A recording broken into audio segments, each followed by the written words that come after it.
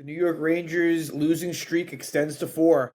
They get annihilated by the Washington Capitals 6-3, and Washington had their own losing streak. They had a 6-game losing streak, and now that's over.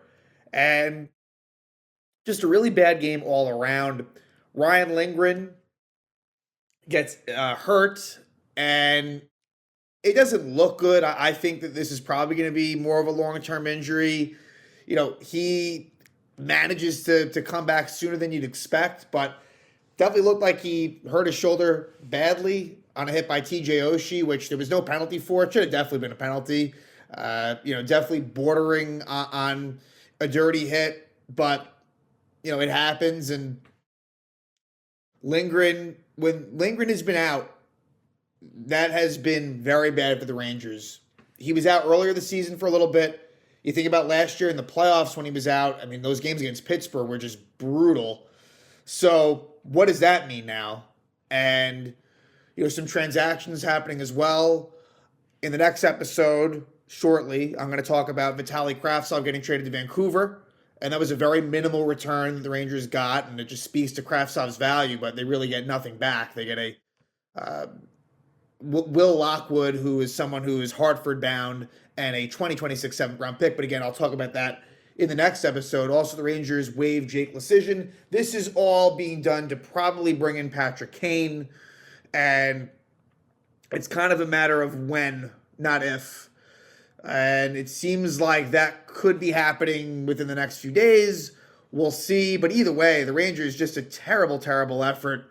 The second period was one of the worst periods maybe the worst period all season.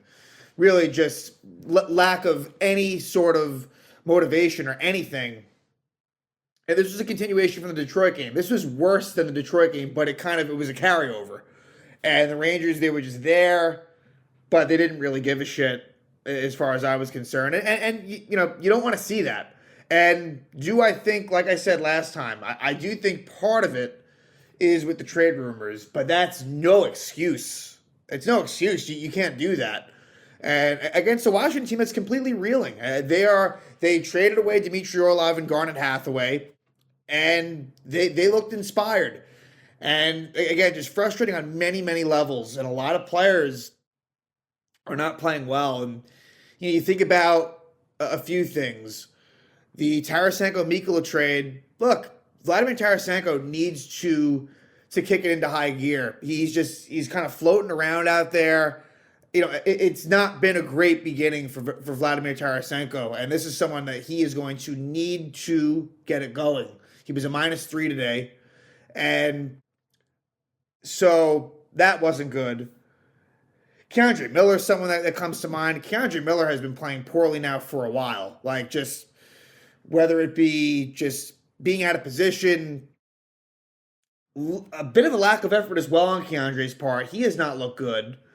And again, with Lindgren out, it's problems because that puts Ben Harper back into the fold. And that's one thing. But now it also means that Mikkola is going to be in the top four, potentially playing with Adam Fox. And look, Mikkola's had his struggles. I understand the appeal. There is an upside to his game, but he also hasn't if I'm being fair, he hasn't really been very good either. So again, I know that it's a transition, and I know that the Rangers were playing relatively well, really more so towards the end of the winning streak. I felt like some bad habits were creeping in, but overall, I'm not highly concerned. But the Ryan Lindgren injury is a problem. Like, no doubt about it. That is a definite issue for the Rangers. And, he was in a sling. His left arm was in a sling after the game. Like, that's not great. Gallant says it's day-to-day. It doesn't mean anything. That doesn't mean a thing. He always says that. He says, we'll find out more tomorrow. Look, this is going to be a multi-week injury at least. At least. And, I've been wrong before on things like this, but that just seems like where it's going. Now, where does that lead in terms of the cap situation? I don't know. It might have no effect. It might have a great effect. I really couldn't say right now. We'll have a better idea after this potential Kane trade happens. But, if they put Lindgren on long-term IR, does that open? I guess that would open up cap space. will the Rangers do anything? Will they have the ability to do anything? I'm not sure. So we'll find that out as time moves on. But again, that Lindgren injury, it's one of the biggest ones you could find. It really is. It really, really is. Considering that he's not one of your quote unquote star players, he is unfortunately a player that is injury prone. He just is. That's a style of play. And it happened because Lindgren was relatively healthy this year. Again, I think it was when Pasternak hit him, and I think that was really more concussion related. They never said, and maybe it wasn't, but I think it could have been. But now this injury happens, and maybe it's a blessing in disguise. We're in late February. Even in a worst case scenario, he should be back decently before the playoffs. Maybe I'm being optimistic on that front, but I do think that the timing of it is okay. But the Rangers, they will be in trouble. They will lose games when Ryan Lindgren is not in there. I can promise you that. They will lose games, but they're just not playing well in general anyway. So this was bad. Again, that losing streak extends to 4. And let's talk about this game. So the Rangers take an early penalty. Not a great call. At 2:37, Goodrow trips Nick Jensen. I understand why it was called and why it looked like it was tripping, but really, Jensen was already on his way down. And again, I have to emphasize, again, going 11-7-2 is not ideal. They've been going 11 forward, 7 defensemen. That's not an ideal situation. So now I wonder as well this. With Lindgren out, obviously Harper comes in to be that 6th defenseman. Do they have the ability? The Rangers play tomorrow. Will they? I mean, because look, Patrick Kane's not. I mean, that's not happening. Even if somehow the trade does happen, I can't imagine that Patrick Kane, and I don't think it will happen officially until, after the game, or either way, Patrick Kane will. It would be like a 5% chance that somehow he's in a Ranger uniform for tomorrow's game versus the Kings. So I suppose if Lindgren does go on LTIR, then I guess you could call up, let's say, a Brodzinski. They're just using him as an example. But look, there is a real chance tomorrow the Rangers are a player short, which is not ideal at all. So that's just not good. Anyway, back to the game. Goodrow takes a penalty, and the Capital power play strikes. It's TJ Oshie, who scores his 13th goal of the season on a deflection from Gustafsson and Kuznetsov. And the Rangers' special teams was bad. Power play was bad. They scored a 5-on-3 goal in the third period. And the penalty kill has not been really good either lately. So Oshie scores that goal, makes it 1-0, but the Rangers tied up. And it's what I guess you'd call the fourth line, as Goodrow scores his 10th goal of the season from Motts. Goodrow's first goal in a while, and it's a deflection goal by Goodrow. So, and we see him score a lot of his goals like that. He is one of the better deflectors on the team. And so that ties it up at 1. And then soon thereafter is where Oshie hits Lindgren. And Lindgren, he's in discomfort. He can't really lift his arm. And just like that, he's out. And, I just mentioned all of the negatives about the Lindgren injury. So now there's a fight. Goodrow and Oshie, the 2 goal scorers, fight. And, really, Oshie should have been called for a penalty. I mean, the fact that he wasn't called for anything is ridiculous. But I digress. So it's 1-1. And, the rest of the period, the Rangers, they have a 5-on-3. So Tom Wilson's called for interference on Nico Mikkola at 8:38, and then Kuznetsov slashes Philip Hedl at 9:41. And that could have been spearing. I'm sorry, that could have been spearing. And it was just a 2-minute minor. That really could have been a major penalty on Kuznetsov. He knew what he was doing, and that's what it was. So again, the officiating really shitty in the first, but that has nothing to do with this Ranger result as far as I'm concerned.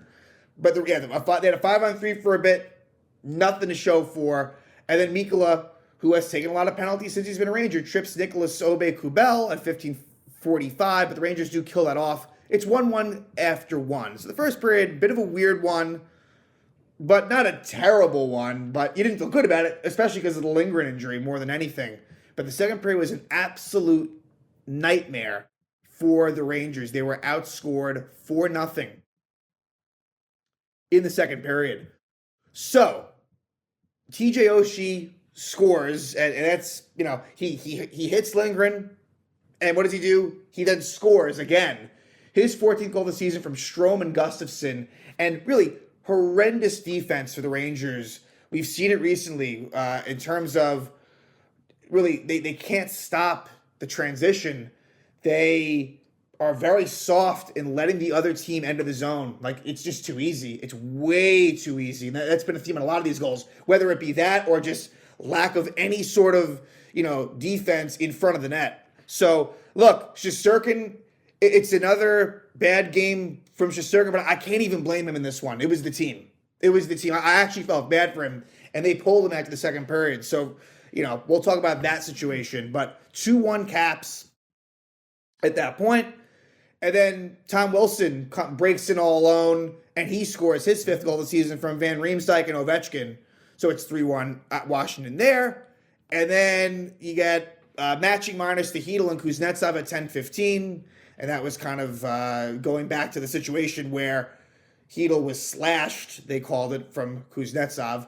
And then Sonny Milano gives the Capitals a 4-1 lead, his 9th goal of the season from Kuznetsov and Oshie. This was a goal where just, wide open, they had like 3 Caps in front. Igor did all he could to stop it, and eventually Milano scores. And then at 18-19, Kuznetsov, who was a villain in this game, he eventually gets the first of his 2 goals in this game, in all alone. Just a bad play by Lafreniere that leads to this. And it's his 10th goal of the season from Obe, Kubel, and Faravari.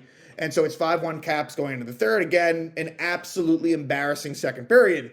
In the third, the Rangers, they initially get a power play. Wilson hooks Keandre Miller. Power play doesn't score. Then the Rangers get a 5-on-3. Dylan Strome trips Vinny Trocheck, who was a -4 today. A rough day for Trocheck. And then at the same time, Tom Wilson gets called for roughing Braden Schneider. So it's a 5-on-3 for 2 minutes, and they do score on this one. It's Kreider's 25th goal of the season, a deflection from Fox and Zibanejad. I did think that Darcy Kemper, even though the numbers don't show it, Kemper did play pretty well. He made some pretty good saves. And then at 13:22, Kuznetsov in all alone again against Halak, as Jarl Halak comes in and plays in the third period. Kuznetsov scores his 2nd of the night, 11th of the season from Ovechkin and Wilson. And then in the closing moments, less than 30 seconds, the Rangers do score. It's Kakko, his 12th goal of the season from Kreider and Zibanejad. And the Rangers lose 6-3. It really could have been worse than that. They, just a terrible, terrible game for the Rangers. 4-game losing streak now for them. They're 33-17-9, and it's a quick turnaround, and that's probably a good thing. Quick turnaround back at home versus the Kings. And I would expect, and I think they should go with Igor tomorrow. And I think Halak playing the third, I think signals that. That to me kind of confirms that I think that Igor's back in there. Maybe they don't. Maybe they feel as if Igor needs, some more time off. But I think I'd get him back in. Get that bad taste out of his mouth. The Rangers will then have a couple of days off before another back-to-back. But I think I would probably go Igor. And we'll see. Like I said, with that lineup situation, I don't know. But there's a chance that it could be 11 forward, 6 defensemen. But I don't know the situation enough. I mean, look, Lindgren could very well be placed on, injured reserve. And maybe that could open some things up. But again, it's a strange time right now. There's been a lot of transactions, a lot of trade rumors, and it's been a rough go of it for the Rangers right now, who are, very likely finding themselves to probably be locked into that 3 spot in the Metropolitan Division. But still, as I've been saying, still a lot of time left for things to happen, for better or worse. Again, Rangers 4-game losing streak. They get annihilated in BC. They lose to the Washington Capitals 6-3.